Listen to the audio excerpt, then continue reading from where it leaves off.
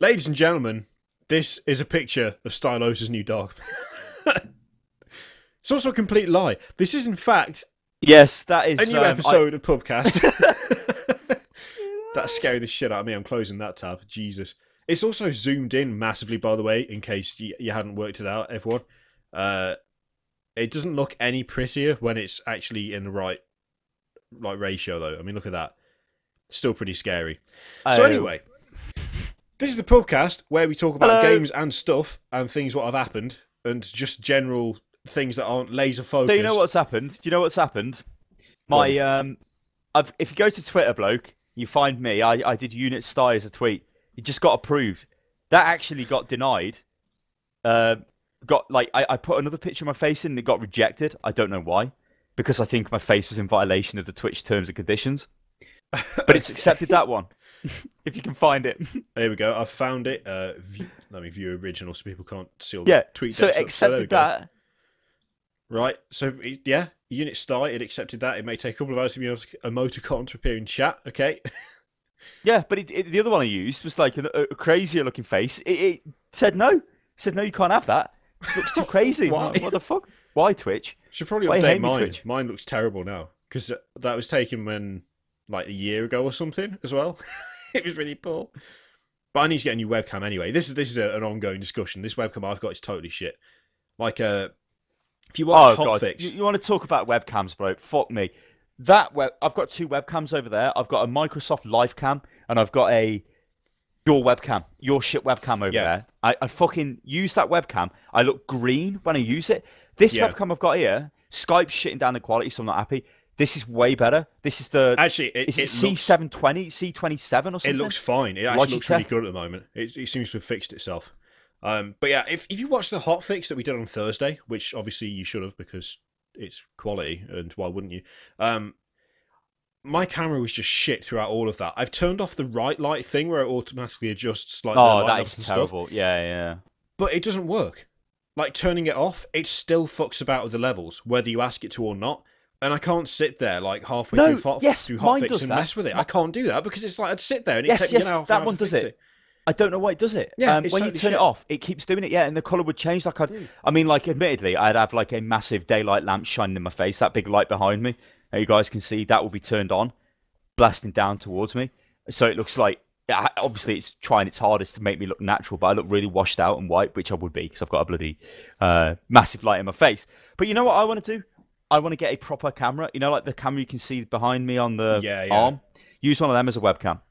With a capture card, just plug it in. I want anything that isn't this webcam, and I'm going to get another one because I mean we're doing 2 long shows a week, so like an hour and a half each, which are like almost entirely webcam based. And my webcam either makes me look washed out as hell, so I look like I'm on the verge of death, or I've been recently exhumed, or it makes everything red, so it looks like I'm massively like somehow I've become unfit just from sitting down and talking, and it makes my face go really red. But then as soon as I look in the mirror, I'm like, hang on, am I like having some sort of blood disorder or something? What's going on? No, I'm a normal colour. It's just the webcam's totally shit. I mean, at the moment, look, it's like the white bits are just incredibly white and everything else is pink, and it's totally shit, and I can't handle it. And it's just, it wasn't bad for the price, but the time has come. The time has come to be to upgrade from whatever the hell this is. What is it? Well, this 1080p HD 720. That's it, isn't it? Yeah, it's the 1080p one with the Carl Zeiss lens, the black blue one, the one everyone has basically. That webcam is pretty good. The only thing with it is it isn't 60 FPS, and what annoys me is the webcams. The webcams. Yeah, they can't possibly be amazing. Like an actual handy cam would be better, or like a proper camera. But obviously, it's hundreds then for that type of shit. But a 60 FPS webcam is the dream. I mean, so this week, Mr. Kiriot, FPS, so yeah, but everything's in 30 FPS. Apart from when he shows you the desktop, that's why. Yeah, that's in 60 FPS. So even if our face is only 30, moving, my face can only be seen in 30 FPS.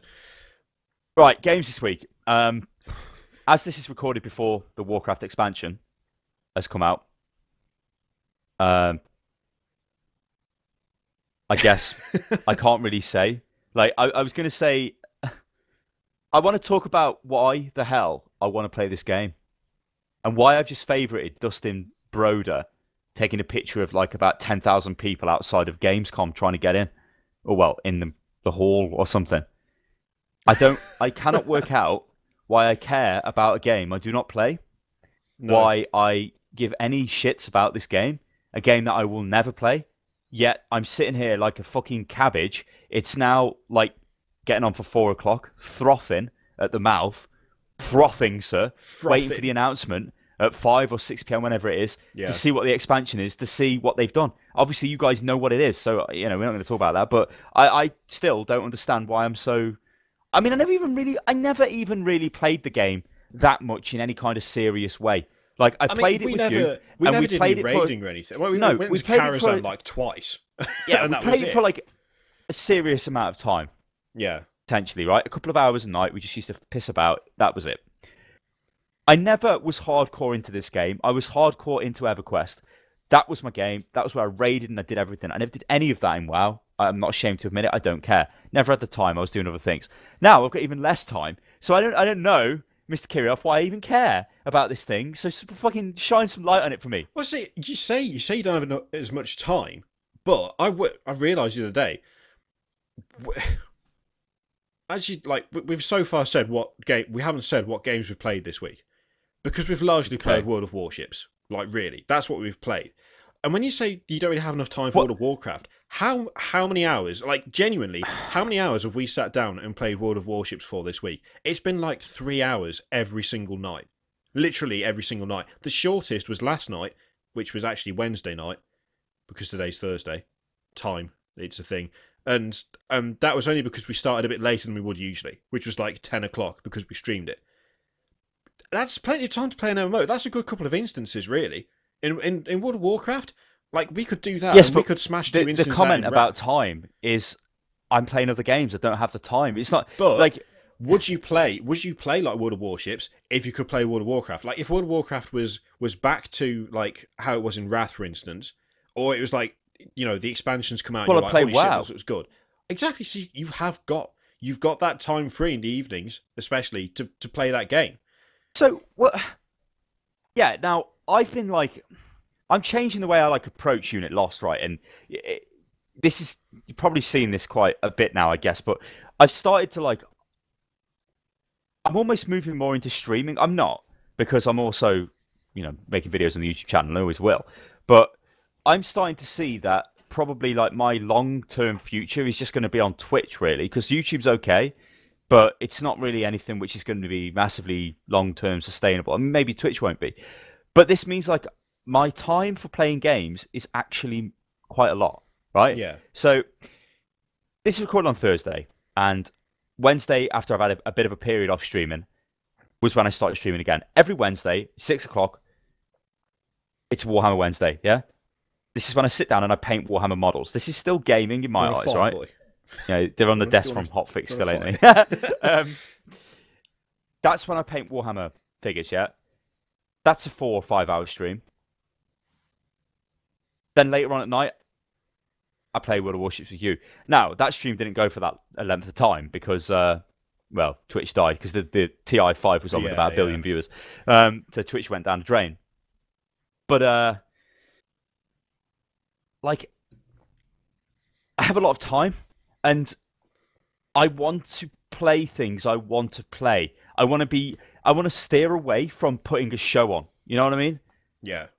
Does this make sense? I don't know. Because I'd sit there and I'd be like, not being false, but like I'd exaggerate. You know what I mean? Like I would. Well, it's almost like I'm making an entertaining video, but to do that for like 4 hours solid just kills you. Yeah. So this is the thing. It's like, I think this also comes down to that kind of fallacy where people are like, oh well, all you do is play games. It's like, in a way you could say that's the case, but also in a way it's really not. Like when you sit down to play, I don't know. It's just say for a random example, you got Arkham Knight. Say it wasn't broken. Ignore all of that. You really like the Batman games. You sat down. You played Arkham Knight for like 4 hours.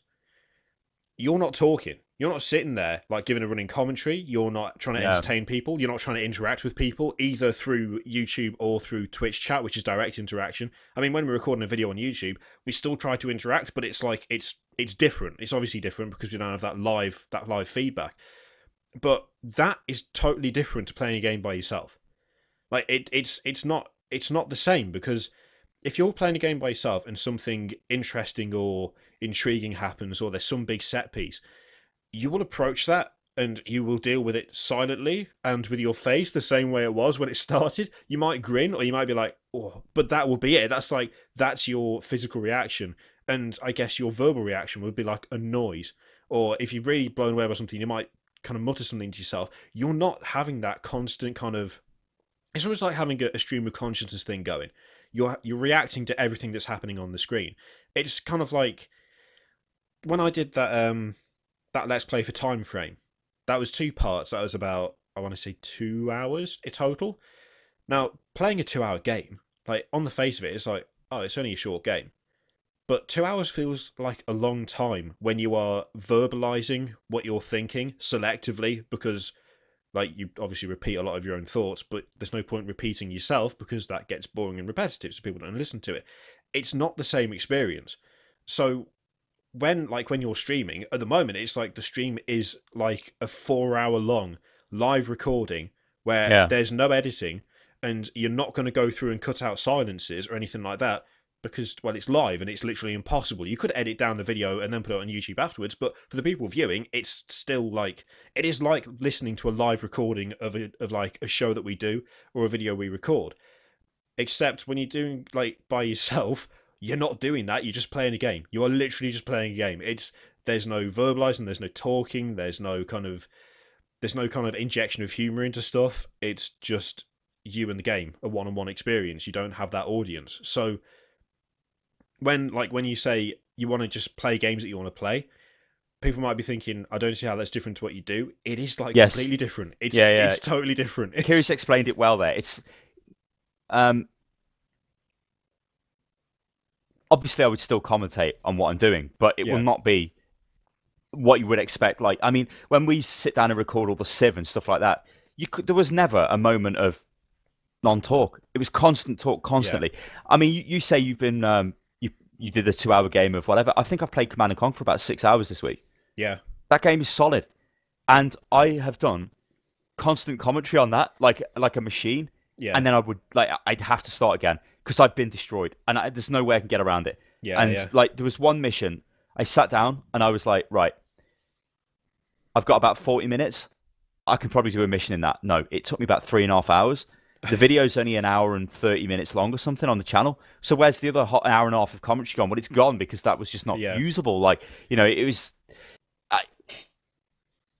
This is also going to sound stupid, but my throat is getting destroyed. Like, it is really getting destroyed. Like, I wanted to have Thursdays off streaming, No, Tuesdays off streaming, right?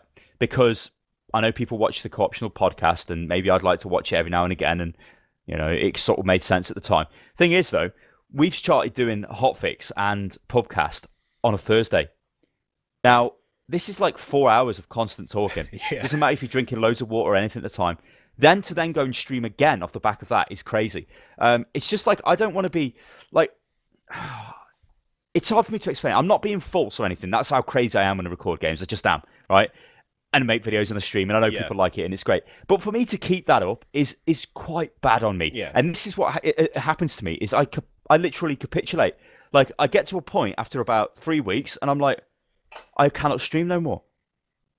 And I'm sitting there like, all gonked out of my mind. Like, what am I doing? Yeah. I'll just play a game. So that's the other thing as well. But that's it's two extremes, man. It's crazy. It's kind of important to point out. It's like when we talk about how we're talking constantly and we're kind of making jokes and we're trying to entertain. That's the whole point. That's what we want to do.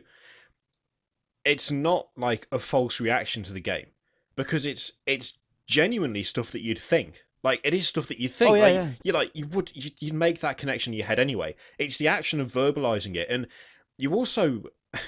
I know it sounds stupid. You cannot take the thought that's in your head and directly say it out loud, because that's not how thoughts work. Like, you're not thinking in full English sentences, are you? It's just like you get ideas and concepts, and you'll think something quick as a flash, and it'll make you laugh. If you try and say it as quick as you think it, then you'll end up stumbling over your words and it'll be unintelligible and you'll just sound like a gibbering idiot because you're just sitting there kind of going, and that'll be it. And you know, no one's going to watch that. Similarly, if you play a game normally, you'd be sitting there in silence and no one would watch that either because it's hardly entertaining to watch someone just sit there doing nothing. I'll give you advice, right? If you want to make videos on YouTube, you need to take your personality and then slightly exaggerate it a little bit, yeah? That's what you need to do, and that's fine. You're not being false, you're just playing on it, yeah? If you completely give a different personality, then it's going to be very hard for you to like interact anywhere else on social media because you're like a different person. There are people that do this, right? Don't get me wrong. But for me, I'm me, and I'll always be me, but I might be a little bit more energetic. It's for me. You're the same as well. Yeah, for me, it's the difference between sitting and like, and this is going to sound like a really weird example. For me, it's the difference between sitting down of an evening and having a conversation with my wife, and going out to the pub with all my friends. I'm still the same person. I'm still talking about the same stuff, but when you've got that kind of group scenario where there's, you know, other people there and there's more conversation, there's more talk, you ramp it up. Everyone does this. Well, the majority of people do it. Obviously, some people just hate being in that situation, full stop and shut down. But, you know, the majority of people, they ramp it up. You know, they become maybe a little bit louder or a little bit quicker, or instead of just thinking like the off-color joke, they might say the off-color joke because they know that their friends appreciate that kind of humor, etc., etc. And that's kind of what you do when you're recording a video. It's you, but it's you in like sociable with friends mode, because if it was you by yourself mode, you'd sit there in silence because that's just, no one sits there and talks to themselves. I noticed that this is turned into like a YouTube 101, but I noticed a lot of people who will, like, people send me their videos all the time and it'll be, oh, what do you think of this? What do you think of that style? And I'll watch it and it'll be, hey guys, so today we're going to play Batman Arkham Knight, and yep, there's the Batmobile, and now I'm going to get out of the Batmobile. What they're doing is they are just describing what they're doing, and that's not how you do it. You have to, like, people have got eyes, they can see what's on the screen. You don't describe what's happening, you add to what's happening. That's what you do. But you don't do it in like a monotone fashion, like, because that is basically the guy who's come from sitting on his sofa playing his games or sitting in front of his PC playing them to himself and having a great time, suddenly thinking, I'm going to make a video and just talk about what I'm doing because that's easy. But it's not. It's totally different. And if you look at all the YouTube channels, I mean, hell, you look at Unit Lost, we've been doing it for years now. You can't just turn up and do what we do.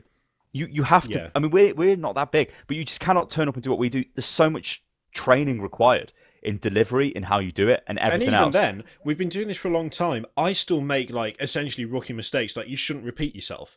Oh yeah. But I still do it. I try not to. Like in Hotfix, I said essentially like 3 times in a sentence, and I got onto that point where I kept saying all in all for some reason. It's like those words become, when you're talking, and especially when you're talking into a microphone, you don't want to say or have a silence or go, and it's like you don't want that because that's or an breathe down it as well. Or breathe down it.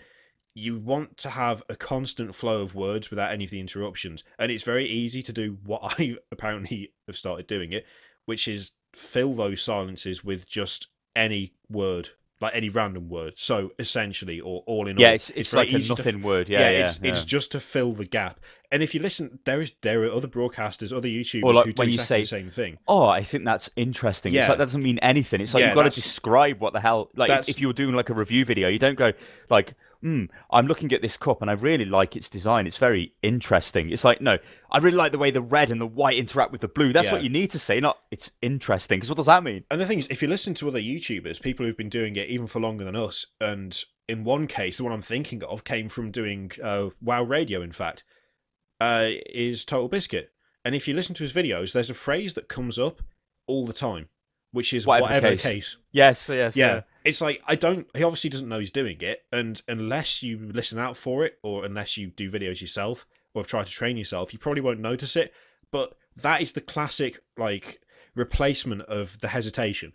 Instead of hesitating, instead of leaving a gap, instead of stopping or saying or ah, whatever the case, and it fills the gap. And it's like, it's a non-phrase. It doesn't mean anything, because half the time when it's used, it's not relevant. I mean, whatever the case has got a relevant use, but only when you use it for that use, not when you just say it because it's something to say, which is kind of... It's hard, though. It really is hard. I mean, even if, like, juggernauts of the commentary profession have problems like that. Everyone's going to have that issue, but it's just the thing of like when you do an extended Let's Play video, okay, so you're playing a game for, you know, the Command and Conquer videos I've been putting out, like over an hour in length. Yeah. You're going to repeat because you're trying to play a complex strategy game and also talk and everything at the same time, and it is really difficult. Now the problem is putting that onto Twitch is fucking suicidal. I can do it, but I can't do it for very long, and I'm finally realizing that this is what kills me every time and time again on Twitch, where I'm like, okay, let's do it, but you don't have to be like that. Twitch is more, it's look at every major streamer, none of them, and most of them sit there. Yeah, they do. They just sit there and like that's it. That is what you watch for like 4 hours. Is just, and then occasionally, thanks for the sub, and then it's like that. That's it. I tell you what, you saying about like the recordings for Command and Conquer going on for ages. I know full well in the second half of the time frame Let's Play, I say second half, it was split, so like the first video was like half an hour and the second one was like an hour and a half, so it was split really unevenly, but it wasn't intended to be a Let's Play at the start, it was just going to be a Steam gift gamble. The second one, I know that I repeated myself a lot, but that was because I was attempting to play the game, which had some interesting, like genuinely interesting, not filler interesting aspects to it, like the way it told the story, and I was attempting to decipher clues that I had read yesterday whilst trying to decipher ones I was reading that day and glue them together into a story where the only thing I had was the stuff I'd read over the space of like 2 hours. And I know I repeated myself because I was just kind of trying to get them all to fit together, and listening to it, I would probably find it frustrating. But in some context, it's like you can kind of understand it. But it's like the difference is that on YouTube doing that, if it was exceptionally bad, I could have edited that down. Like I could have just gone, we can cut that bit, get rid of that bit, that'd be fine. We'll just make it shorter. I wanted to put up the whole thing because I really enjoyed it. But again, it's like on Twitch, if you're going to do the full like show experience, you just can't do that because people would be sitting there and you could, it wouldn't work. It just wouldn't work doing the same thing. And they're too like, I think that they're too. People either say Twitch is easier to do, like live stream is easier, or YouTube's easier. I don't, and agree they're kind with of not. No, Twitch being like, easier at all. I think what you've got is YouTube is you can. I mean, if we're just talking Let's Play videos, you can make a Let's Play video, and then you can. Maybe it's an hour long, and you take it, and then you can do exactly what you said, is you can edit that video down. But that's still going to take you time to do that. Maybe by the end, when you've got your finished product, so you've done all research into the tags, the SEO, the name of the video, the thumbnail design, when you're going to put the video out, what playlist it's going into, all of this stuff. 4 hours maybe have gone by or something, or 5 hours. Yeah. Basically the length of a stream. But when that's gone by, your like intensive work period was only really an hour. You can do other things, like you can just walk around, you can sit there eating, you can drink, you can play with your dog, you can talk on your phone, you can do whatever. Yeah. Streaming, though, is you're just there solidly for that time. Like, I've been capitulating on the stream through heat, and I've been sitting there thinking, this recording studio I'm sitting in I must have fucked up and put too much insulation in it. It's not. It's just because I'm sitting here for 4 hours, 5 hours with a computer under 100% load, pumping out basically 50 degrees out of its top exhaust. I've not had a rest. It's stupid. It's like I've not had a rest. You can actually see, like, I obviously don't stream anywhere near as much as you, and when I do stream solo, it's Rocksmith, but you can see points. I would say I'm a professional streamer and a YouTuber. That's what I'd say I am, because I've done it so much. You can see in pretty much every Rocksmith stream I've done the point where I can't actually continue. Like, I physically can't, because, again, it's the same thing. It's like, you're in a room, the computer's absolutely loaded down, it's chucking out heat, the window's closed because, you know, if people walk past, they can either hear me or, you know, they could make noise and you'd be able to hear it. The door's closed because I don't want to disturb my wife, she's in bed. And I'm also playing on a guitar, which is, it doesn't sound like energetic stuff, but if you're playing fast songs over and over again, and if you're in a room that's got no air conditioning and it's just all the air is just in there and it's getting hotter and hotter, and you've had a bit to drink, which is traditionally how I like to do Rocksmith, it gets really, really hot. And I'm trying to do two things at once, which is constant. Well, no, I'd say almost three things at once. I'm trying to focus on a pattern on the screen, which doesn't sound like much, but then I'm trying to interpret that into what it means to do on the guitar, on songs that I'm not that familiar with playing most of the time, some of which I've never played before, because the whole point is that people say, "Can you play this song?" and I play it, usually badly, but you know, you asked, you didn't ask for a master performance, you just wanted me to play along to it. And I'm trying to talk, and if something goes wrong during the song, I don't want to just let it go and just be like, oh, whatever. It's funnier and it's more entertaining to make a comment about it, or to say, oh, I screwed that up, or that looked a lot harder than it was. Trying to talk whilst I play the guitar, by the way, I can't do that. I'm really shit at it. Like, there are some people who can pick up a guitar and they can play and sing at the same time. I can barely form sentences and play at the same time. But I'm trying to do that for like 3 hours. And it gets to about the 2 hour 45 point. And every single time, you can literally see all of me just go, oh God. And it's like, I keep going for a bit. And like when I get to that point, I always end it, because otherwise you'd just be watching a guy essentially kill himself on stream through heat and drinking too much. But it's like, people could look at that and go, oh, you're just playing Rocksmith. But you're really not just playing Rocksmith. It's like there's a whole group of things that all come together to make it something other than you just sitting by yourself messing about. And it's that kind of combination of all those things that make it's it no different than any kind hard. of major like entertainment performance thing that's live on a stage. You know, you don't see, if you go and watch like a play or something, the actors are not on the stage for the fucking complete duration of the play, unless it's some sort of insane thing with like, I know there's one where there's like two actors and they're just talking on a table or something, but they go off stage, don't they? And then they come back. Yeah. It's like if you go to a gig, right? Anybody, they're not constantly on stage for the entire thing. Well, they might be, but they stop, don't they, in between songs? It's not like, you know, I remember I watched an Iron Maiden, I don't know when this, I think it was from one of the German metal things. It was a good show, but they're not doing it solidly for the entire duration. And it was only like a 90-minute set, but they you know, obviously do a song and then they fucking about in between, aren't they? They're just like talking to the crowd or whatever. They're not like constantly going at it. So imagine if you constantly go at it every day, you just die, because you're doing it like 5 or 6 hours. I mean, I see people stream for like 6 hours plus every day, and I'm like, they must be crazy. But then you watch the stream, and it's just like, it's that they're not talking much. Yeah, they might like, they're playing the game. Oh yeah, that's funny, chat. Yeah, I like that. It's not like, hello guys, welcome to Unit Lost, we're gonna go crazy, and then commentating like, it's mental, bloke. It's mental. It's a completely different thing, isn't it? And I think they're kind of one of the. I'm not going to say it's frustrating, but something that is traditionally perceived as just playing video games, and it's always so much more than that. And it kind of makes me laugh when people kind of say, "Oh well, I don't see why it's so hard, because you're doing is playing games," because it's like it's massively simplifying what you're doing, but it's simplifications that you wouldn't kind of apply to anything else. I think it's because games are supposed to be like the relaxing creative outlet.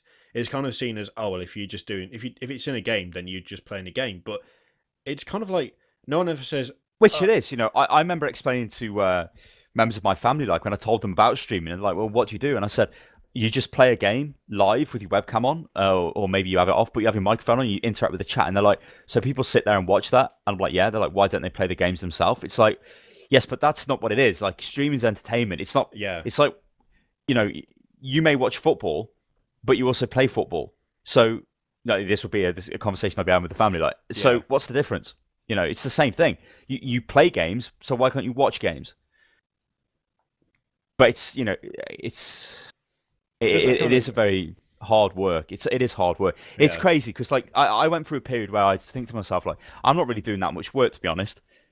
I am, but I don't really know I am. I mean, fucking hell. I'm addicted to taking my, well, I need to get a mountain bike, but I've been taking, like, the mountain bike out when I had it before I destroyed it and had it sent back. But I took the road bike out the other day, and to do 18 miles on that in just over an hour, that's not like, that's a lot of physical exertion. Yeah, I don't feel tired. I feel wasted after I do a stream. I tell you, wasted.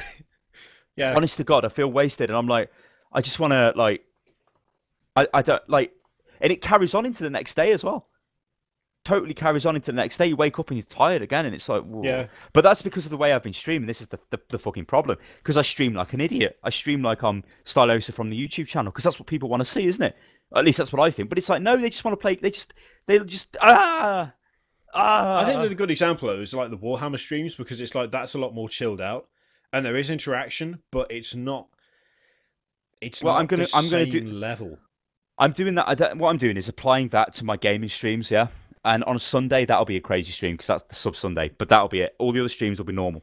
Yeah. Normal Warhammer level Sty, not Sty's been injected with happy drugs. Because that's the other thing as well. It's, I think as well, some people don't understand that it kind of needs to be sustainable too. Oh yeah, it's like it has to be sustainable for it to carry on. And if you saw us uploading like 4 to 5 hours of Let's Play content to the channel every single day, you'd be like, what the fuck? Like, what the hell is going on? That's ridiculous. Like, you wouldn't be able to watch it. You literally wouldn't be able to watch it, because if you fell behind by an hour, then the next day you'd be behind by like 2 hours and then 3 hours, and it would just get away with you. But that's essentially what happens when you stream. But it's kind of expected that it'd be the same level, but it really isn't, because it's approached in a different way. Like, I mean, even like we talked about Northern Lion on Hotfix. You know, he does tons of Binding of Isaac's Let's Plays. Isaac Let's Plays, and there's like one out every single day. And there is. But it's like half an hour. Maybe 20 minutes. Maybe 35 minutes. It's not 4 hours. It's not 4 hours non-stop of non-stop commentary every single day. That's not what it is, because that is not... It's just not sustainable. It's just not possible.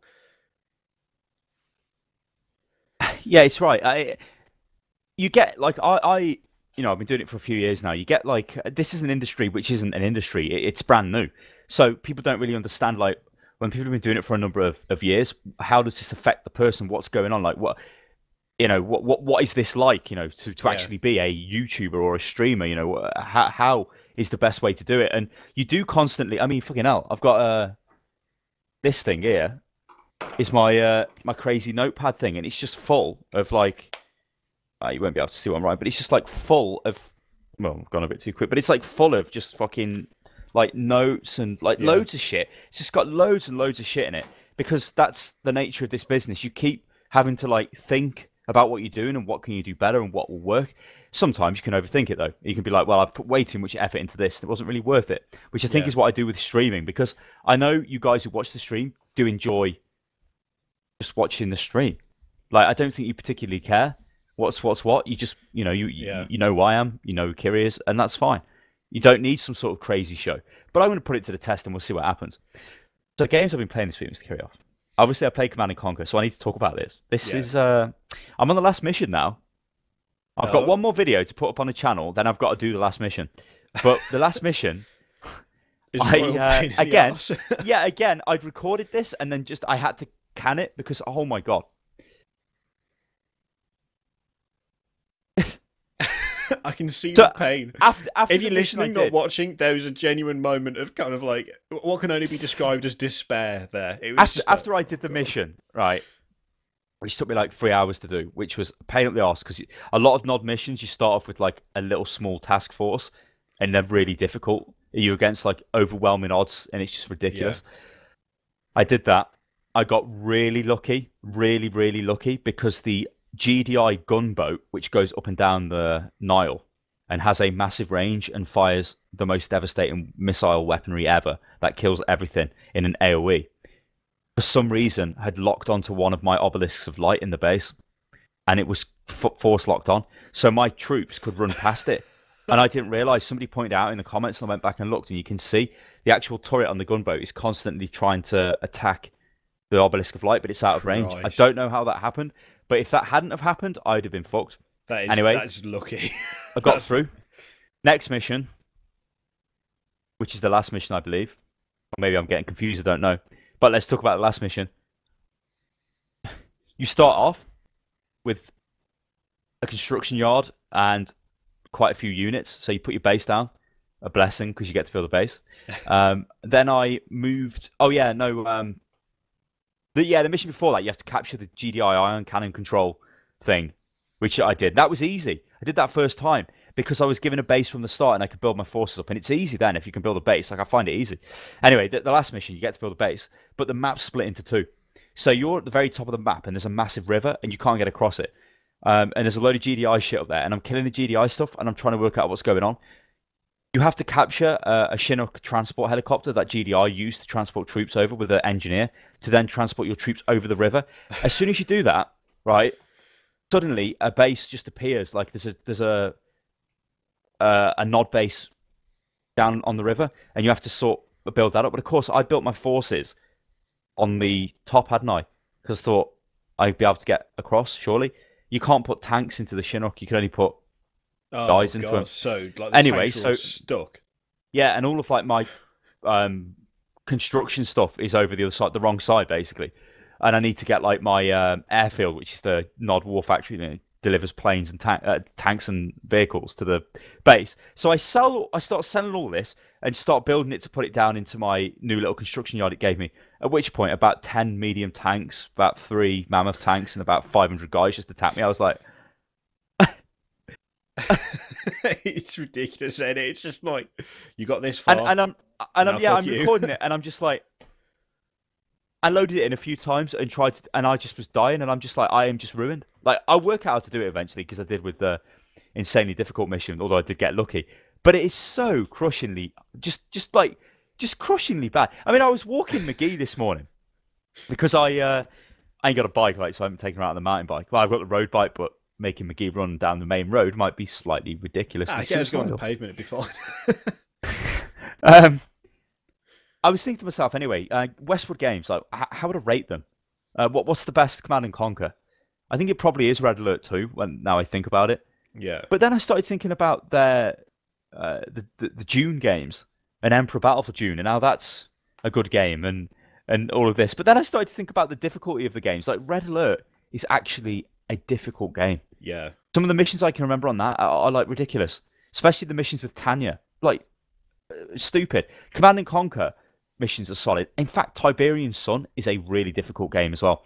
That's got a lot of... in fact, I think that's got too much of the you've got a small force, go and do the mission thing. Yeah, and it does it with GDI a lot. Usually GDI are not like that. Sun. I never finished Tiberian Sun because I can't remember the missions in any great detail because it was a long time since I played the single player for that game. But I distinctly remember the feeling more than once of just being absolutely crushed by overwhelming force and just going, I don't even understand how I was supposed to even survive that, let alone win. Like, I genuinely have no idea what I was supposed to do at that point. And just, like, I'd put it down and then come back a couple of days later, and then it would happen again. I'd be like, what the fuck is this? And then I never finished it because of that. It was just, like, it was too soul-crushing. Yeah, they're really difficult. And the way they're difficult is not... It's almost like a dance. You have to do the correct moves in a sequence to win. It's not like you can be like dynamic and almost survive off your micro. You can, sort of, but because the way the games work, you kind of can't. Like, units control a bit shitty. Like, they might move instead of attacking a little bit, then start attacking, then they may die, and then it's like, oh. So it's like, if you don't get the moves right, then you lose. But the way that they really crush you is you may have lost the game 5 minutes into the game, but now you're 40 minutes into the game, but you can't recover because you've already lost at that 5 minute mark. Yeah. But you don't know you have, so you have to start again, and it's like, no. It's so something about like older games. Like we talked about this on another podcast with that Shadow of the Horned Rat. It's like I was an hour into the game, and I mean, admittedly, an hour in isn't too bad, but like the save game I've got in that is an hour in, and I can't complete the game. Like, it's literally impossible. I cannot win the battle that I'm stuck on, because I lost 2 units in the mission before. And it is literally... I've got to start again. I have no choice. If I want to go back and play that game's completion, I have to start again. There is literally no other way of doing it. And it's like, you just don't really get that anymore. That it feels like that is missing. I mean, even when you put games on like really hard difficulty... Do you need it, though? Isn't it annoying? It is fucking annoying to me. Yeah. But I'm like, I've played this game, and this mission... Like, now it's forcing me to play the mission again, but I've pretty much... You know,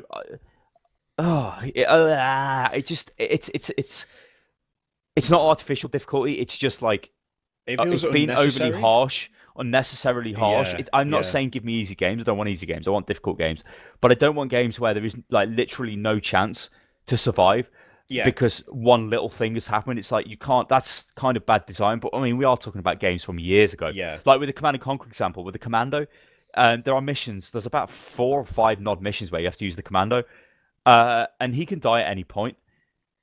Don't need him Yeah. until you've got half an hour into the mission and you've captured what you needed to capture, and GDI send 10 minigunner men at you or something, and you've only got 5 minigunner men and the commando, but the commando maybe died, because a harvester ran him over or something totally ridiculous killed him. And at that point, you've lost the game. But you may have spent 20 minutes slowly moving the minigunner guys around just to get to the objective. And as soon as you get there, the game's like, well done. Now here's 10 guys that are coming for you. And it's like, oh, I need the commando, but he died. So now I've got to reload the game in again. It's like, For me, that's the difference between games like Dark Souls. Like, one of the things with the Dark Souls series and Bloodborne and stuff, they are hard games. They are difficult games. But, as you say, it's about recognizing that pattern and getting it down.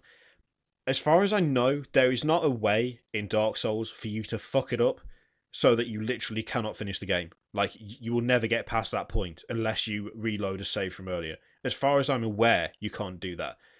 But you can, in like these older games, like as you say, you could be 40 minutes in, and you've lost. But actually, you lost like 5 minutes in, but you just didn't know that yet. That's not really something that happens in more modern games.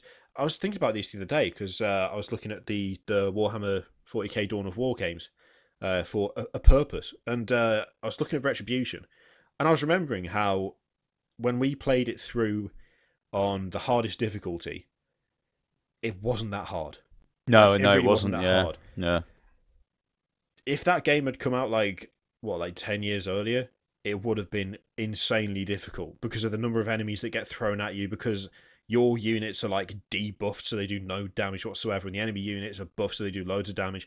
But you can still survive because the game gives you ways to win the game, even though it's really hard. Admittedly, it can get a bit spammy, especially with the Imperial Guard. Like, you just end up churning out guardsmen and shit, which is not that strategic, but you can at least finish the game. It's not like the game has got you like 10 minutes into the mission and something goes wrong and then half an hour later you've lost. You can still win it just about. But that just doesn't seem to have been a thing. And I don't think, really, honestly, I miss it in any way. Because if a game smacks you in the face too often, you just kind of like, yeah, I'm done with this. And then you don't really go back to it, which is what happened with me with Tiberian Sun. So yeah, I think there's like, back in the day, I guess when Tiberian Sun was out and Command & Conquer, whatever, there wasn't that much choice. Yeah. Now there's a lot of things vying for your attention, so it's sort of like, if you do get smashed, if something like that insanely difficult did come out again, I think people would generally be like, oh, okay. They'd try it a few times and they might give up. I still think Command & Conquer is a good game. You can see, in fact, you want to talk about difficulty, you should try the covert operations missions it's the expansion for Command & Conquer, but it isn't like an expansion. Yeah. It's just missions that they've made. They are ridiculous. Like, they are absolutely... I can't complete any of them. Really? They're just like... It would take you hours and hours to just find out what's going on. They are... and they're crazy. Like, they'll just start off with like one guy. You'll be like, oh, here's the commando. And right in front of him is 2 mammoth tanks. It's like, go on then, what are you going to do? It's like, I don't know. Yeah, it's just... But what you need to do is like run past them to a certain point. And because they put things in like... This is an annoying thing as well. There'll be scripts on certain units that they'll behave in a different way than they usually behave. Yeah. Now, on the Egypt mission with the boat going down the Nile, there's a mammoth tank parked on a bridge and it blocks the entire bridge. You don't have enough forces to kill the mammoth tank. You just can't kill it. But when you do about 10% damage, it reverses off the bridge and it reverses to the top of the Nile and it sits there. Now this gives you enough space to get past it without it attacking you. But you don't realise this when you first attack it, so you carry on attacking it as it's moving. And of course it's attacking you back, killing all you guys. Yeah. But there was a script on it which states that when it's hit a little bit, it will go to that safe place, then you can get round. And that covert operations is pretty much like that. Yeah. Where you might be able to attack these mammoth tanks and they might move, and it's totally hit and miss. You don't know. You try it, and you could do that to that mammoth tank, and it reverses off, and you're like, okay, nice one. And then later on in the game, you see another one, and you're like, okay, this one, is it going to move? It'll probably move. You attack it, and it doesn't move. It just wipes you out because it's just like one is just a normal tank. It's not a scripted like game event thing. That kind of thing is like, it's almost like dirty game development. It's like, they're going to make an assumption here, and we're going to punish them for that, and they're going to lose. And you're like, really? Is there any need for that? Could you not have just Why? Or the fact that GDI just airstrike you randomly in missions, like kill all you guys. It's just yeah. I'm looking at Dark Crusade again, doing the campaign for that, and I seem to remember that that was kind of tricky on hard, but it's been so long since I played it. I think I'm going to pick hard I to don't do it, think it was. but No, isn't that's the one where you get the territory bonuses, don't you, when you you get yeah, control it, there's and like then a you big map and you yeah. select where you're going and stuff. For some reason I don't know whether or was it just the original I Dawn of think you War that had a pretty hard campaign because it definitely got easier as the series went on. It definitely got easier. The Dawn of War series. I felt like Retribution was not. It didn't deserve the hardest setting name. I don't think, and also it wasn't called Primarch difficulty, which was crap because in Dawn of War 2 it was, wasn't it? It was Primarch difficulty, which was yeah. that kind of suitable, and it was actually quite difficult, not impossible, but difficult.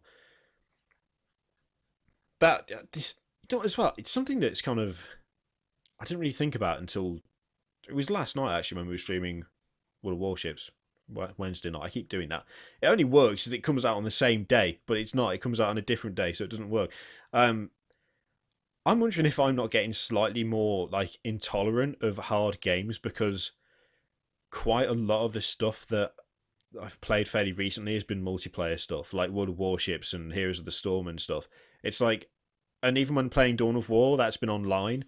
And for some reason, I don't know why, but getting crushed online seems slightly more acceptable now than getting crushed in PvE. And I don't really know why that is. It's almost like if I'm going to be playing a single player like section of a game or a single player game with a story and whatever, it's like I want to experience this. I want a decent game, but I also want to experience the story and find out where things go.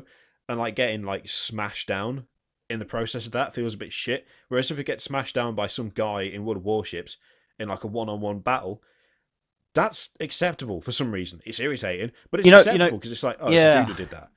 This is like Witcher 3's like this, right?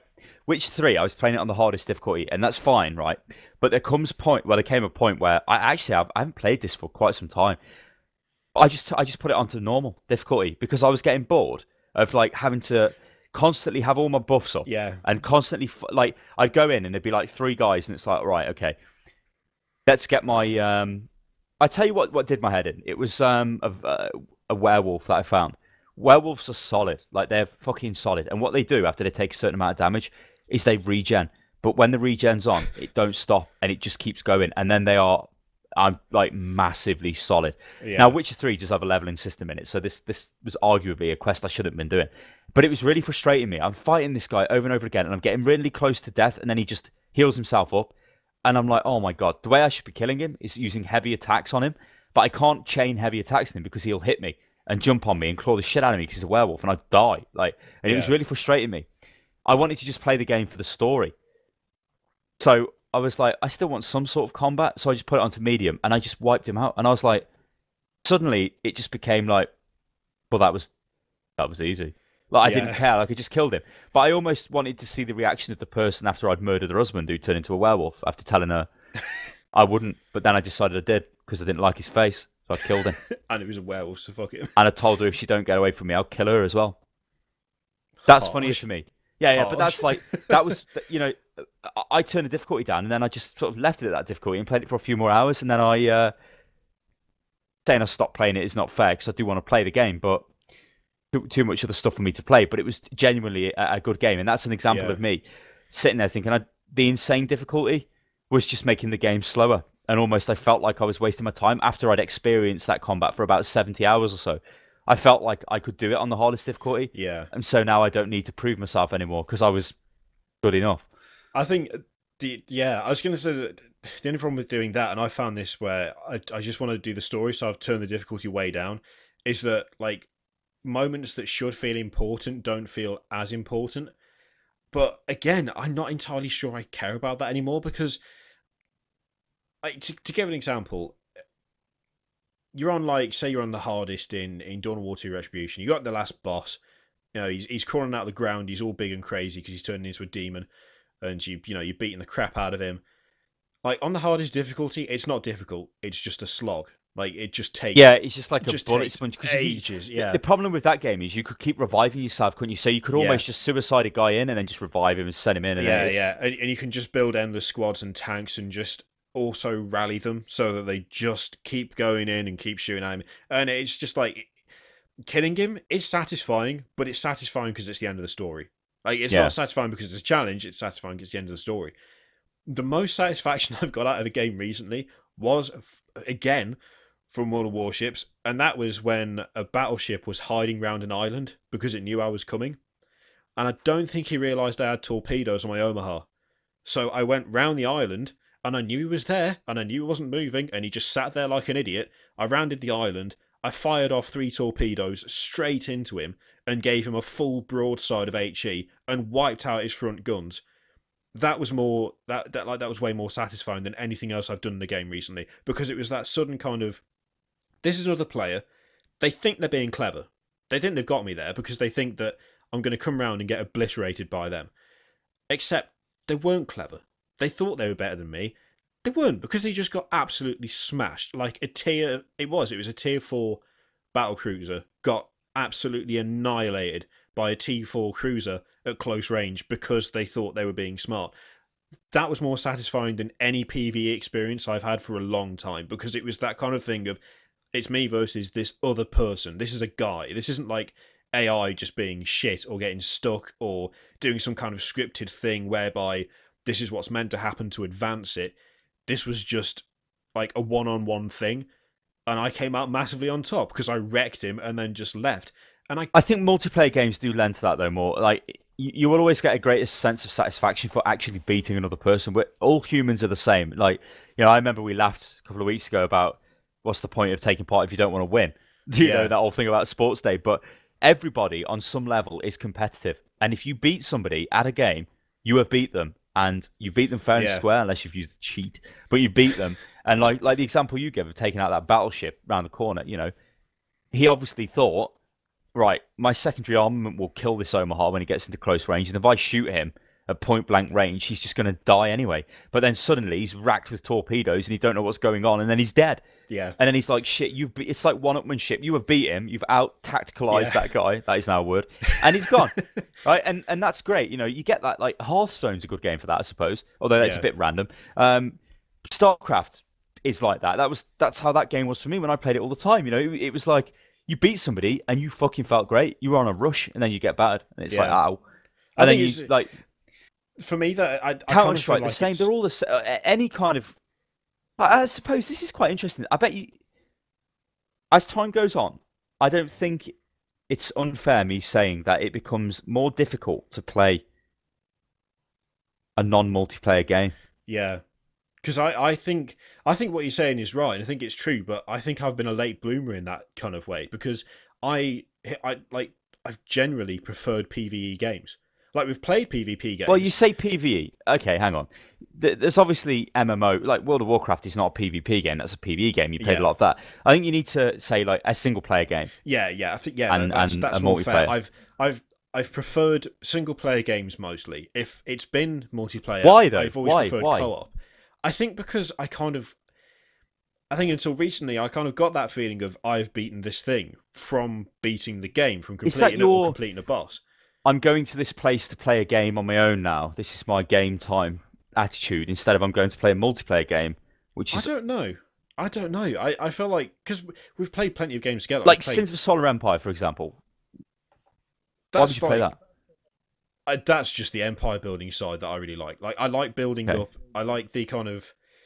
I like getting to the point where I've got, like, a massive, ridiculous fleet, like being the power on the map. But at the same time, I don't think I'd like to do that in a big multiplayer game, just because I feel like I can drop in and out of that. Like, games like that, I kind of feel a bit different, because it's like Civ 5. It's like, you can load up a game of Civ 5, and you can play it for an hour, and then the next day you can play it for half an hour, and then over the weekend you could put 8 hours into it.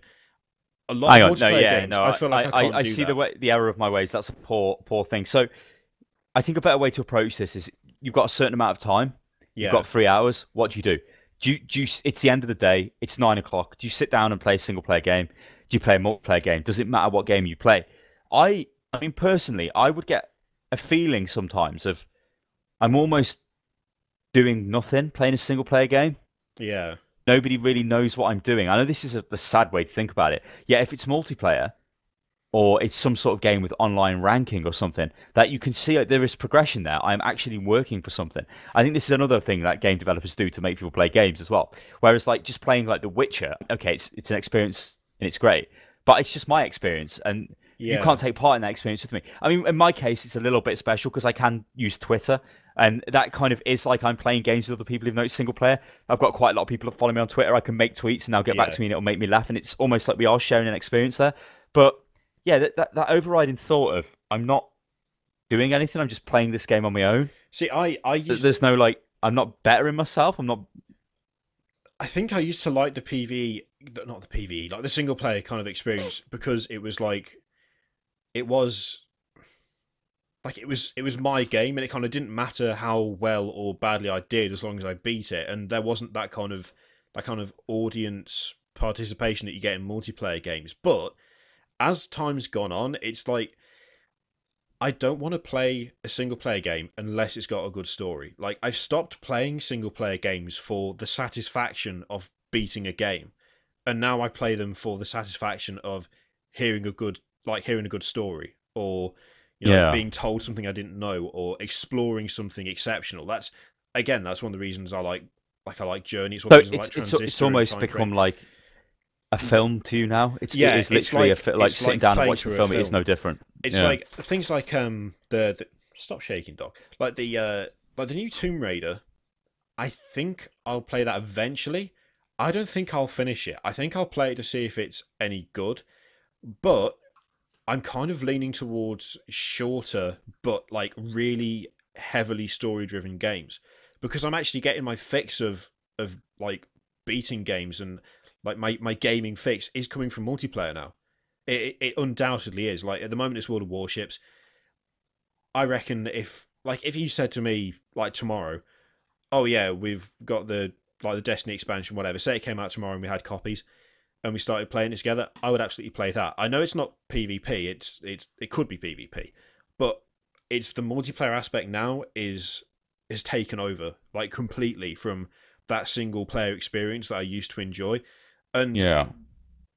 I don't know whether it's just because it's more social, because you're actually playing with other people, but I just kind of feel like it's a better experience to have because you get to share all the different moments you've had, and there's always there's like those things of you do something, you're like, holy shit, did you see that?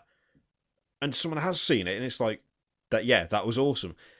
It's kind of that shared experience is just better now than it was before. Like I kind of preferred the solitude of single player games, but now it's like if I play a single player game, I get bored unless it's got a really good story. I'm just like, I could be playing this, or we could be playing like World of Warships, or like Here's the Storm, or something, something multiplayer that's got other people there. Um, and I don't know whether that's just down Well, to that kind of kind of yeah, it does come down to the thing of again. Well, in my mind, I this is progression. Like I've got something to work for here. I'm playing against people, and I'm going to try and be better than them, and yeah, that's the reason for playing this game. There are times when you do want to sit down though, and you don't want the competition. You just want to faff about on a game, and yeah. I But think for me, that's what Civ 5 and yeah, Sins of the yeah, Solar Empire are for. There are times where I want to play a game, but I don't want to get wrapped up in a story. Like I don't want to start playing a game and then feel like I have to keep playing it because I got to know what happens next. Like it's just like you just want to relax. You don't want to get drawn in. Like I get the same thing from World of Warships. Like sometimes I'll sit there. I have sat down at this computer at like 9 o'clock in the morning and thought I could have a quick game of World of Warships, but I haven't. I've gone and done something else because it's like I could do that, but I'm not really in the mood to do that. And like playing a game when you don't want to is like generally quite terrible. Like you just don't enjoy the experience, and then you find yourself getting irritated at the game because it's like I don't really want to be doing this.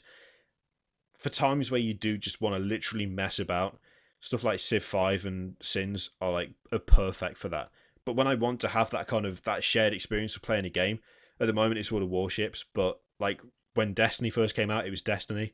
It was Elite Dangerous for a little bit. It's all the games that we play together. Like Counter Strike, we spent so long playing Counter Strike on that one yeah. server, and even though I'm crap at Counter Strike, it didn't matter because it was like I got to get on the server with my mates and play a game.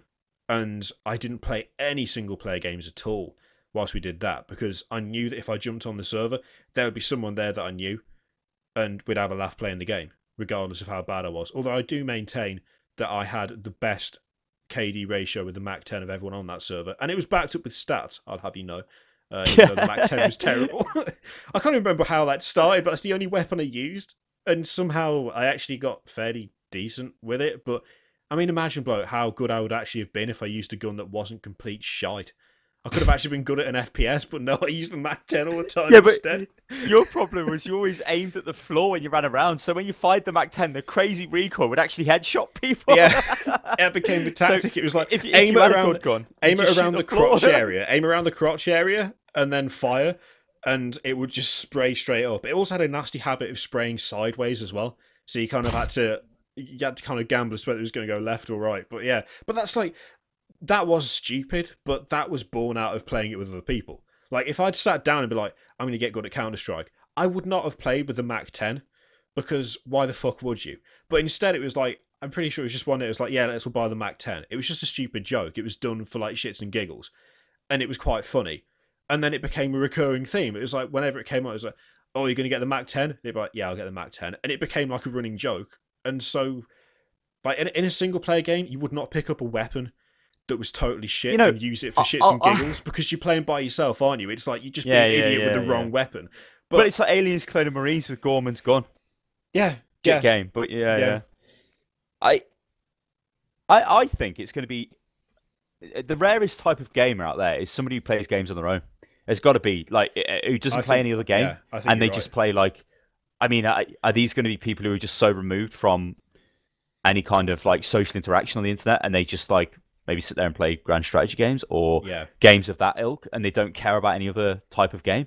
Because almost everything these days has got some sort of online functionality somewhere in it, in some capacity. I mean, you can't... I mean, I prefer... I prefer multiplayer games than single player.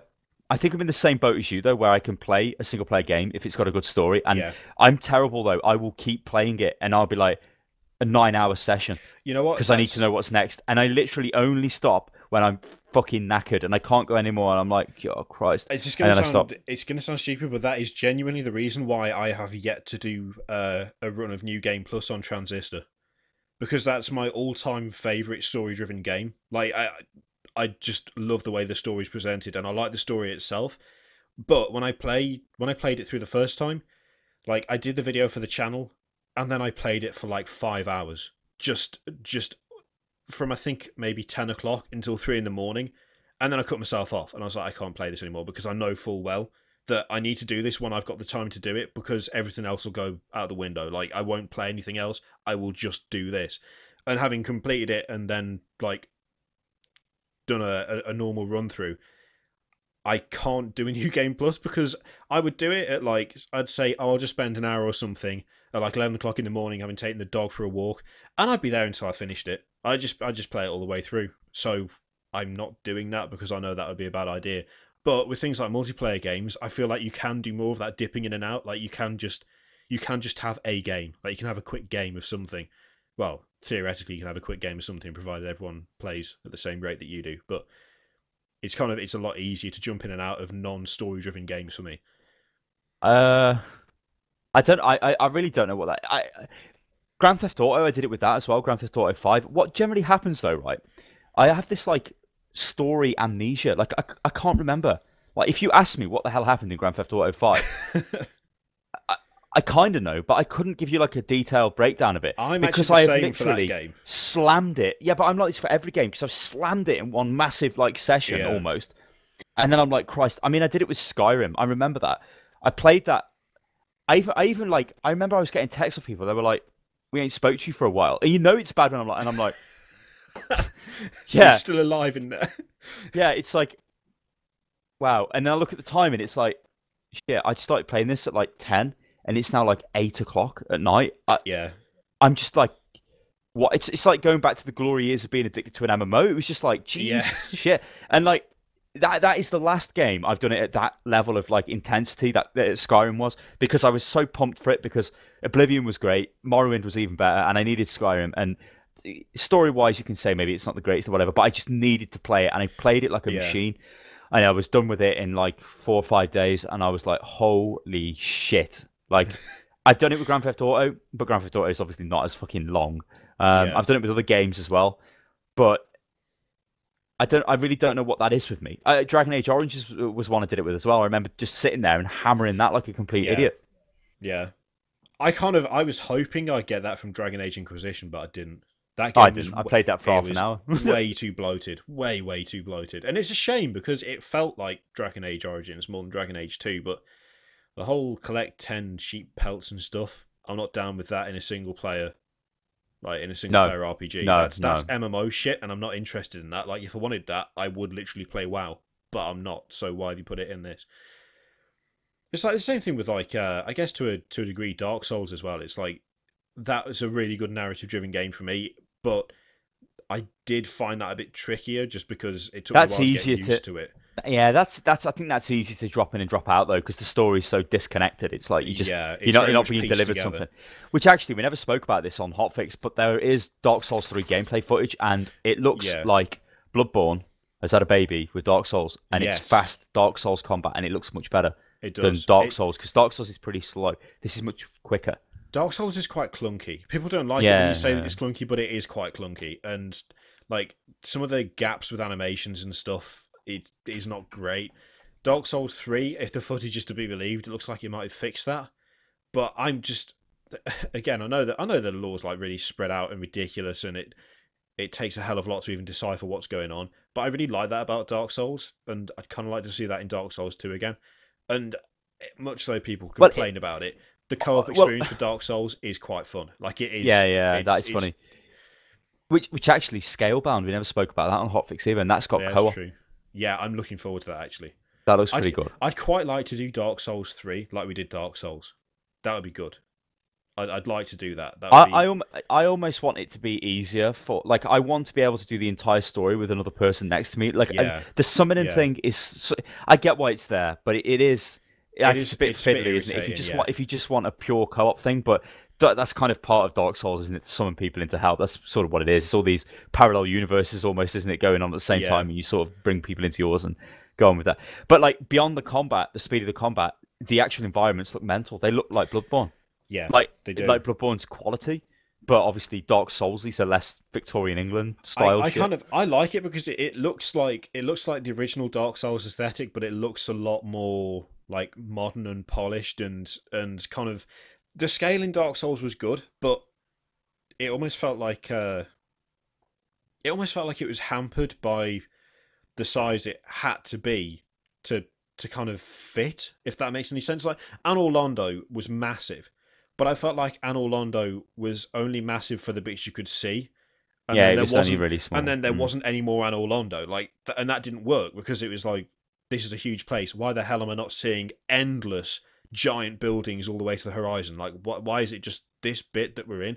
But it kind of looks like from the gameplay footage that Dark Souls 3 might have that sense of scale, which would be really, really good because it suits it. It suits the kind of dark, kind of brooding nature of it, that you'd have these kind of colossal areas that are just like freaky as anything. Which is one of the great strengths of the Souls series anyway, like mental bosses and, crazy imagery. We'll have to see. I mean, Dark Souls is, I guess, like an MMO style thing where the first time you play Dark Souls, it's a unique experience, or even if you play Demon Souls. But then the next one, and then the next one, it's a weak point right now, where with Dark Souls 2, Bloodborne is like the bastard child. It is Dark Souls, and it isn't. But it is Dark Souls, and it also isn't. So it's sort of hard to include, because it's not part of the Souls lore. It's not part of Souls, but that, I'm never going to get that experience like when we played it with Rui, where it was like, Jesus Christ, I was like, this is really good because I'm not getting a story shoved down my neck. I'm having to work out what's what, and there's all these really obscure things going on, and it's so harsh, and that's what was the good thing about it. Dark Souls 3, I mean, you do things, don't you, in Souls games now? You know not to just run through a door. You'll just try and peek around the side, because there'll be a guy there who's going to poke you when you run through. Yeah, but I feel like doing, like, if we were able to like go back to streaming Dark Souls, like if we did it on Monday or something, like for Dark Souls 3 with Rui, you kind of be able to create a different experience because you all know that something mental is going to happen, but it would be a case of who's going to be the person who triggers it, like who's going to take the fall for something that you know is a trap, and you'd get different situations through that co-op that you didn't get. Like we didn't get in Dark Souls because most of the time I triggered everything because everyone else knew that something bad was going to happen, and I was just the one. I was just the one who always ended getting hit with it. But with Dark Souls 3, you could you wouldn't have exactly the same experience because for a start, you wouldn't have one person who's played the game 8 million times saying what to do, but they'd be in the same position of ignorance as everyone else. So you would have those times where it'd be like, this looks like a trap. But then when it's not a trap, you'd be like, oh my god, that wasn't what I thought it was. But then the thing around the corner, that could actually be a trap, and you could get someone else to do it. And I think it wouldn't be the same experience, but it would be a good experience like of itself, just not the same as your first Souls experience. Which I think is fair enough, because I don't think you can have the first Souls experience again, because you know what it's like. Well, that's the question. How many times can they keep giving you the Souls, though? Because, I mean, is it Dark Souls 4 next year? Bloodborne 2? I mean, fucking hell. I know they make money, but they just seem to be making them too quick. They almost feel like, because of the gap between Dark Souls and Dark Souls 2 was quite substantial. Dark Souls had this massive community built up around it, didn't it? Where everybody's like trying to find all these little bits and pieces where they don't necessarily care about in Dark Souls 2 because Bloodborne came out and now Dark Souls 3 is coming out, and you sort of lose that bit of like mystique. Yeah. I mean, I don't know. I kind of, if they do it right, I'm okay with another one. But I think I agree. I don't want to see this become like a yearly franchise. I don't want it to become like I don't want it to be the Call of Duty of the RPG world, because it's going to start losing its charm. I mean, it cut pretty close to losing its charm with Dark Souls 2, frankly. The only reason it didn't fully lose it for me is because I kind of justified it by kind of convincing myself that it wasn't really a proper Dark Souls game. Like, it didn't feel like it to me. It didn't feel like Dark Souls, and so I was kind of able to say, well, it didn't feel like... But then surely if it's carrying the Dark Souls name, it should be counted. Yeah, that's the problem. It kind of, you have to introduce your own bias, which you shouldn't ever have to do. But if Dark Souls 3 is decent, I mean, he has kind of said that this is going to be like the end of that story. Like the Dark Souls story is Dark Souls 3 is it. I hope and I kind of hope it is. I hope it is. And they come, because who is it? Miyakaze or something like that. Yeah. He comes up with crazy shit anyway. So if he can come up with Dark Souls and Demon Souls, I'm sure he can come up with some, well, and Bloodborne, he can come up with some fucking other equally crazy bullshit to go mental through. Yeah, but that's the problem. All for that. It's like, is it just going to end up being very similar? Because let's face it, Bloodborne is a Souls game. It is. Yeah. It's just not. All the mechanics are the same, basically. You kill people and collect souls off them. You've got. Well, no, hang on. The mechanics are not the same, are they? Combat's totally different. But what we're saying is, they basically took the Souls foundation, made a couple of changes, and changed the aesthetic, and then just that's it. Even then, it's like they've changed the aesthetic. Not that much though. Like when you look at some of the designs of like the bosses in Bloodborne, you could easily take most of the bosses out of Bloodborne and stick them in Dark Souls, and you wouldn't know that they're out of another game. Yeah. Like I think, what is it? The guy, like the giant. Is it the giant? It's like a big. For some reason, I remember it as being like a big tree thing, but he's got like spears and arrows in his back and stuff, and you have to dodge underneath his feet. He tries to stamp on you. See, that could actually be from Dark Souls 2 or something. I could just be misremembering because they're so interchangeable. Or like, it is. It's from Dark Souls 2. It's the giant, the lost giant or something. Yeah, Last giant. Yeah. But then, like, if you look at that and then look at like, is it the blood-starved cleric in the big church in Blood-starved beast. I just said Blood Souls in Bloodborne. That. You could switch the two of them out, and they would fit like in each other's environment, each other's game. Talking about clerics, I watched Equilibrium the other day. Oh my god, what is it? A high grammaton cleric from the Tetra something. What's the monastery called? Oh, fucking hell! It's such an amazing name for a fucking like a. I'm a grammaton cleric. Can we do? It's a grammaton cleric of the First Order.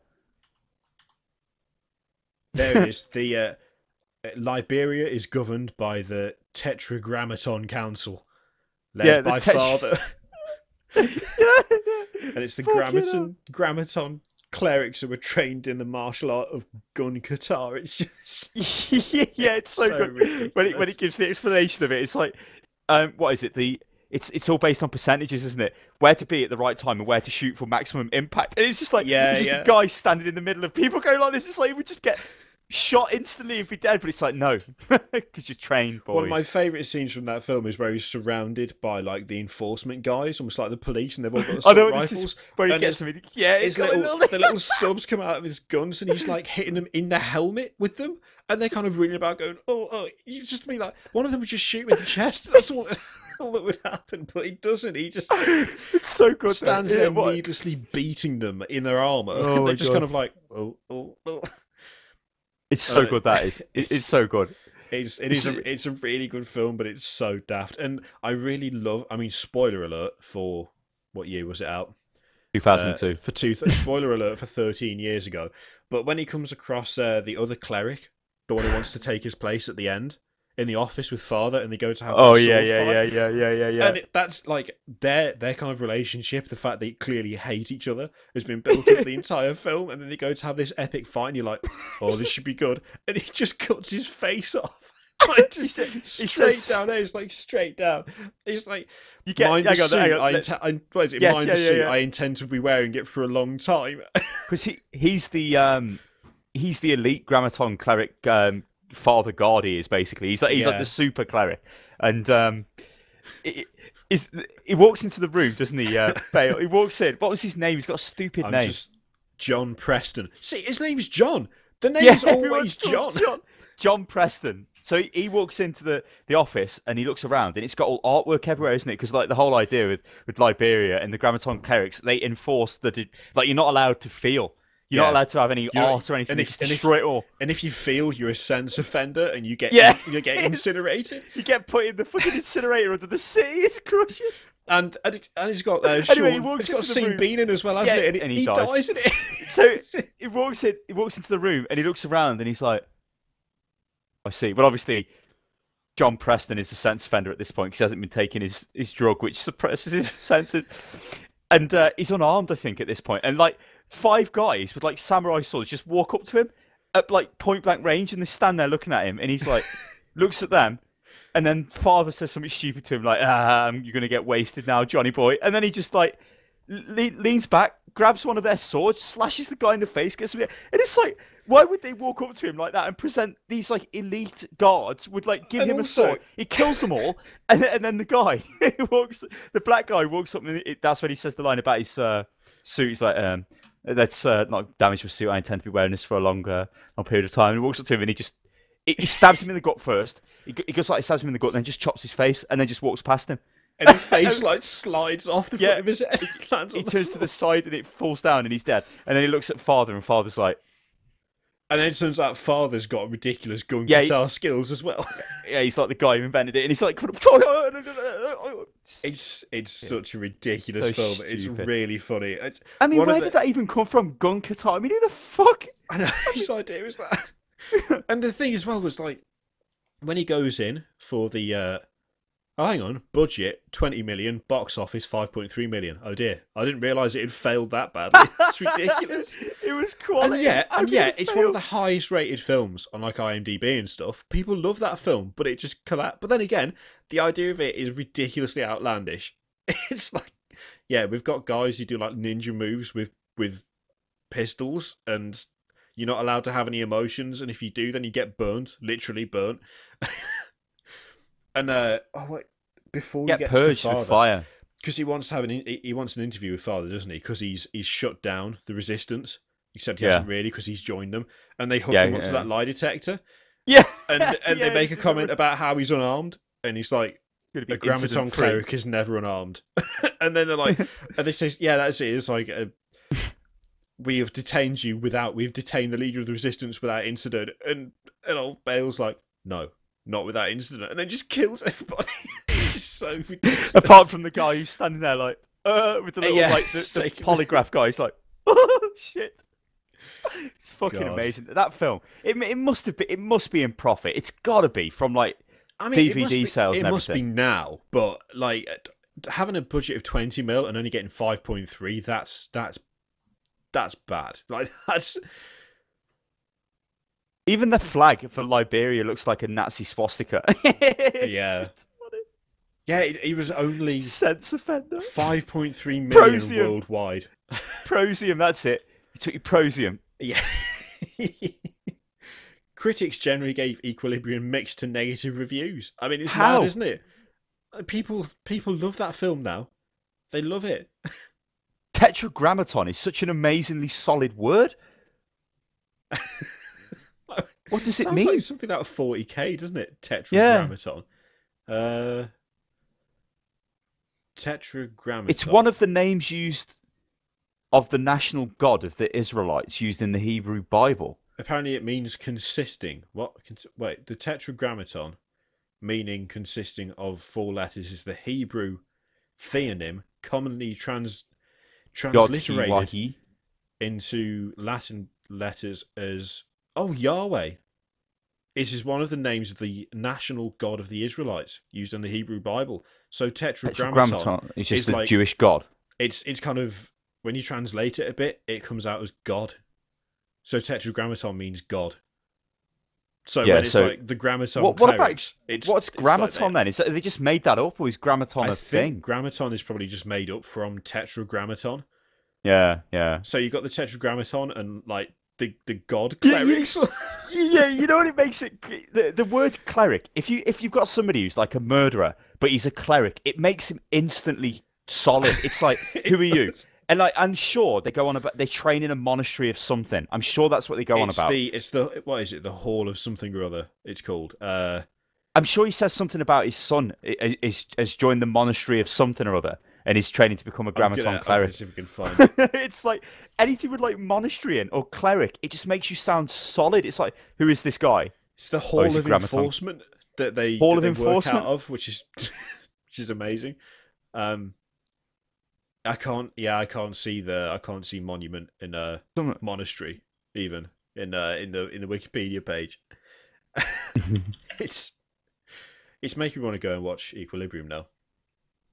It's so good. It is so good. It's so stupid, but it's so good.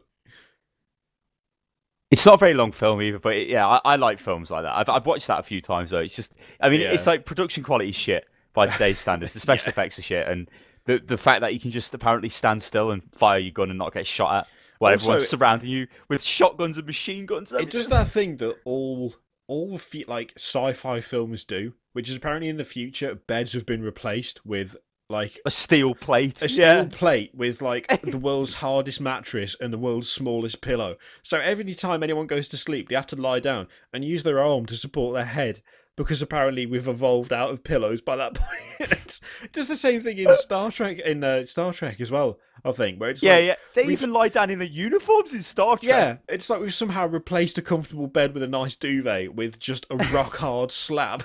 It's like, why? It's good for the spine. Bad for the spine. Did you see there was a post on Reddit from Rocket Jump from Wong, I think it is, or maybe his partner in crime, Brandon, somebody. Yeah, and it was going on about visual effects, like, because everyone always goes on and says, "Oh, there's too much CGI in today's films," and all this shit. But it just showed you that every film has got loads of CGI in, and you only notice CGI when it's bad CGI, and that's when suddenly it's bad, and you're like, "Oh, that's really terrible." Obviously, it's noticeable in films that are old films. But then they said, interestingly, there are old films with really bad CGI that nobody moans about because the film's actually good. Like the one with Mrs. Doubtfire in. What was that act called? Robin Williams. Yeah, where he's got that gloop shit. Oh, Flubber. He's like a crazy mad... Yeah, Flubber. Like, that's a stupid film, but Flubber's really shit graphically. Oh, like, it looks shit. Terrible. It looks But nobody awful. says Flubber's a shit film, or nobody says it's got shit CGI. It's like RoboCop, Ed 209. It's a fucking model. Yeah. It looks really... Nobody says that shit, because it's... You have 5 seconds to comply. 5, 4... and it's like, press the button, turn it off. And when it falls down the stairs, it's like quite clearly just like a stop motion... Yeah, like animation, and it's and then really it goes, poor, but no one cries like a baby, so it goes, and then it's at the bottom of the stairs. It's fucking awesome. But nobody moans about that today because it might be shit. It's like Star Wars. Who moans about how shit Star Wars looks? It's models. Nobody moans about that. Yeah, Independence Day. The original Nobody trilogy, moans about. It didn't. People say that it looks amazing. It doesn't look amazing. It looks poor. Well, it's like Independence Day as well. They blow up the White House, don't they? Yeah. They actually built a model of it and detonated it. Right. Yeah. That's what they did. It was actual live explosion. But obviously the laser beam was. Yeah, it does look like it. The laser beam, though, is computer generated, obviously, because they couldn't just make a laser beam. But nobody moans about that. Nobody's like, oh, it's shit CGI, because it's Independence Day, and it's like a quality film. So it's... and it was quite interesting. The thing that I don't know why I always noticed for Star Wars is, you know, in the first, well, I say in the technically the fourth film, in A New Hope, where they're attacking the Death Star and they're going through the trench towards the exhaust port. If you watch the ships that go through that trench, when they blow up, because obviously you cannot film a Model X-Wing being blown up in an actual vacuum, it's like it happens obviously in a studio on a big scale model. So when the ships blow up, because there's, you know, like wind resistance, because they're not in a vacuum in real life, the wings blow away. But they don't blow away like the force of the explosion. Like, the actual air passing over them causes them to float away in the wind. And it's like, people don't complain about that, but as soon as you think about it for more than a second, you're like, yeah, I wouldn't do that. But no one sits there and goes, it wouldn't do that. Instead, they're like, that's an amazing scene. It's iconic. Yeah. Really, it's shit special effects. But because the film's really good, it's fine. It's like, it's ridiculous. It's stupid. There's loads and loads of films. I mean, I watched Gladiator recently, and this isn't special effects related. This is just like the actual combat. Yeah. It's pretty poor. Like when you've got like when he's in the small arena, I don't know where he is, but he's fighting like two guys with like crazy leather masks on, and one's got like a big thing he's swinging around his head, and he's like trying to hit him with it, and he kills him. It's really quite poor. Like the actual choreographed combat is just like, it's crap. And there's a lot of times where he stabs people. He pulls his sword out and there's loads of blood over his sword, and then he lifts it up in the air and the sword's totally clean. Like, it happens all the time, and it's like, why are they doing that? Like, I thought, okay, they didn't want blood on the blade because maybe there's some sort of issue with that, but that's not the case, because there are clearly scenes where he's running around with the sword with a shitload of blood and it's like dripping off the thing. It's mental. Anyway, Mr. Kiriot, we're going to end it because in like 6 minutes they're going to tell us what the World of Warcraft expansion is, because we're recording this on Thursday, so we need to know what that is. True. So we will see you on Thursday for another hotfix. And, we didn't say at the start, if you want to support Hotfix and the podcast, then you can do so via Patreon. There's a link up there in the corner and down there in the description. Anything you do give to help out with the shows is much appreciated. It literally keeps them going. If you do decide to support us via Patreon, you will get a shout out at the start of the next Hotfix, so the one after you've pledged. Come back next Thursday for Hotfix. Come back next Saturday for another Pubcast, and we'll see you then. Bye.